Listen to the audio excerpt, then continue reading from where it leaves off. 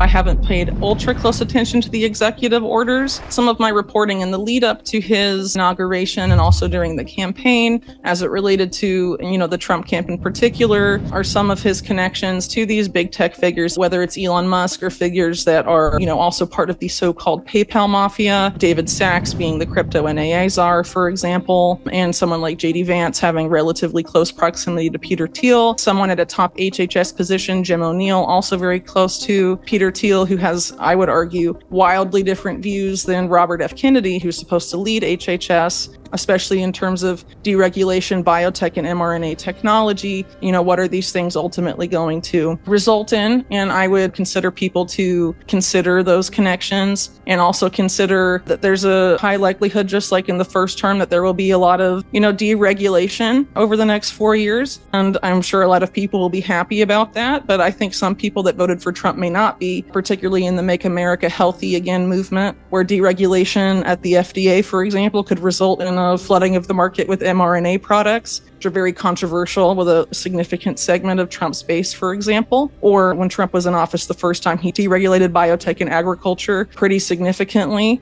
A lot of people in that same Make America Healthy Again movement are not really into, a proliferation of GMO crops in the food supply, for example. I think a lot has been said about, people have probably noticed Palantir stock performance. I think it's very likely that over the next 4 years, Palantir will become an even more important government contractor, considering that a lot of people that are prominent Palantir investors or co-founders have attached themselves in various ways, either to the Trump campaign as donors or occupying important posts in the administration. So Palantir, again, is sort of the engine that a lot of the surveillance state really runs on. And I think people should really educate themselves about it, especially as it relates to predictive policing and predictive health and predicting pandemics before it happens, and all of that is concerning to you. And I think it's likely that there's going to be an increase in biometric digital ID. Trump has sort of marketed this as a way to stop mass migration. The dialectics are different, but it's sort of a policy that's being marketed all over the world. Depending on the country, the sales pitch is different, but ultimately that policy is being marketed, and in the push into digital assets, I think, is also happening globally. And I think Trump made it very clear that he was going to be very focused on that. And I don't think there's any reason to doubt that particular promise.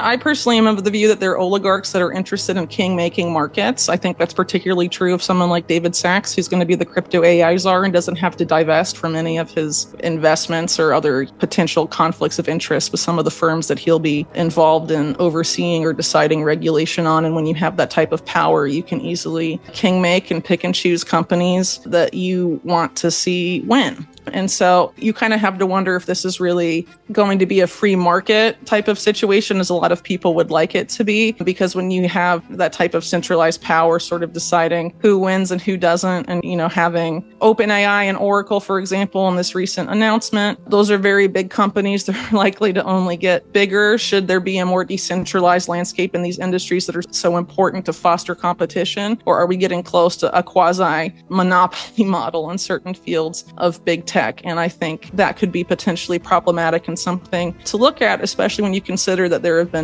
statements made by members of the quote-unquote PayPal mafia that free market competition is for losers and that companies should find a niche and corner that market and essentially build a monopoly or quasi-monopoly. And some of those people have done that in direct collaboration with the national security state, as is the case of Palantir, for example, which was, created with CIA and In-Q-Tel's direct involvement and has very significant CIA connections from its origins to now. So if you're building a quasi-monopoly and you don't like free market competition and you're going to partner, with most powerful and unaccountable parts of the state in that way, what does that ultimately mean? And is this, going to be the free market utopia that we're being sold, or, is something else going to happen?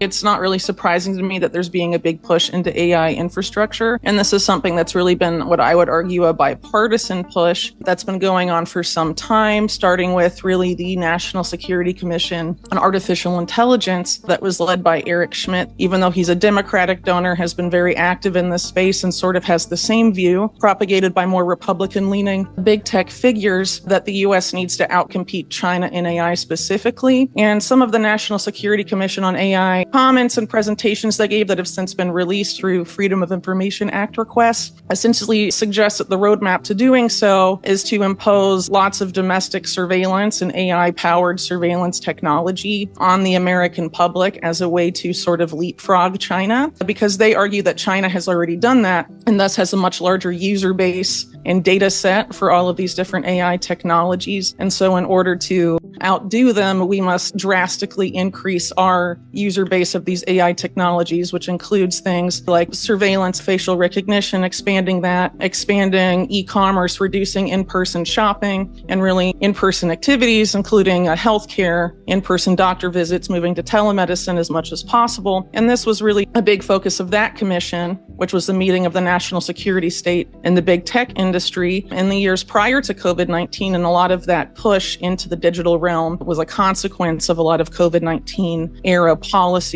that's helped sort of feed that ambition. But I think with this goal to have an increased, investment in AI infrastructure, we're likely to see that develop. And it's not really surprising that you have Larry Ellison of Oracle involved. He's recently had comments about the need for things like digital ID in the United States, which would be sort of a core foundational aspect of this type of wide-reaching AI system, and also said that basically, I'm paraphrasing here, of course, but invasive AI surveillance systems on citizens will help them be on their best behavior, which is a rather Orwellian thing to say and sort of very much feeds into the idea of the panopticon, where if someone is always being watched, the panopticon, is used in the context of surveillance a lot, but it was originally a model for a prison where prisoners are always being watched, but they can't directly see the people watching them, and sort of induces obedience to be on their best behavior at all times. And I view that as kind of not necessarily positive trade-off between liberty and at least perceived security. I think people would do well to sort of interrogate some of the consequences of handing such a big AI infrastructure project to companies that are run by individuals with those views in particular. I would rather start with a paraphrase of a rather well-known quote of Benjamin Franklin's, which goes something along the lines of, those who trade their liberty for security ultimately have neither of those things. And I think there's a pretty clear indication, particularly over the past 20 plus years, the post 9/11 era, that, great surveillance powers, at least in the hands of the United States and most other governments in the world, frankly, are routinely abused for the purpose of silencing dissent, among other things that are not positive for liberty. And that you could argue that there are situations where insecurity is engineered in the public in order to facilitate people giving up their liberty or civil liberties in particular for what they perceive as an increased security, or they're told is increased security. And I don't really think that's necessarily always the case at the end of the day. And I think a lot of the mass surveillance system, as it was designed in the immediate post 9/11 era, was meant to rely a lot on sort of predictive paradigms. So what do I mean by that? Essentially things like what are now called predictive policing or predictive health. The idea that we can stop criminal activity or a terrorist attack before it happens by looking at certain data flows, for example.